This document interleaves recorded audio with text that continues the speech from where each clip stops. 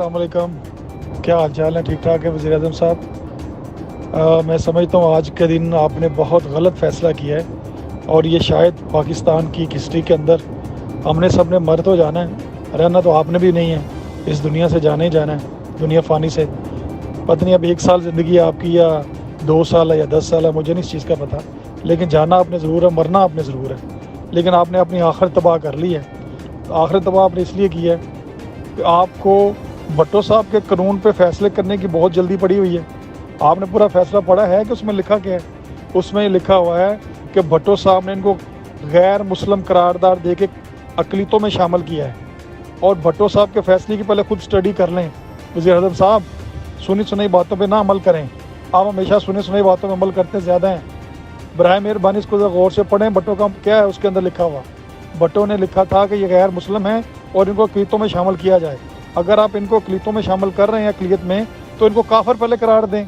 और जो काफिर भट्टो साहब के कानून के तहत काफिर ये हैं, तो इनके जितने जगह जगह जहाँ ये बैठे हैं ये गैर मुस्लिम होंगे, उनको काफिर करार दिया जाए। और ये अपने पासपोर्ट पे अपने शनाख्ती कार्ड के ऊपर काफिर लिखें और काफिर क्लियर करें कि हाँ हम गैर मुस्लिम हैं, हम काफिर हैं, हम यहूदी हैं, हम अपना कादियानी हैं, हम काफिर हैं। ये फ़िरका अहमदी और मोहम्मदी नहीं लिख सकते। ये हमारे ब्रांड को इस्तेमाल नहीं कर सकते। हमारा ब्रांड है प्यारे करीम आका सल्लल्लाहु अलैहि वसल्लम का मोहम्मदी ब्रांड। हमारा ब्रांड है अहमदी, प्यारे करीम आका अहमद भी हैं, मोहम्मद अहमद भी हैं। तो बराए मेहरबानी इसको गौर करें, इसकी तवज्जो दें। एक मुल्क के अंदर खूनी इनकलाब की तरफ ना लेके जाए मुल्क को।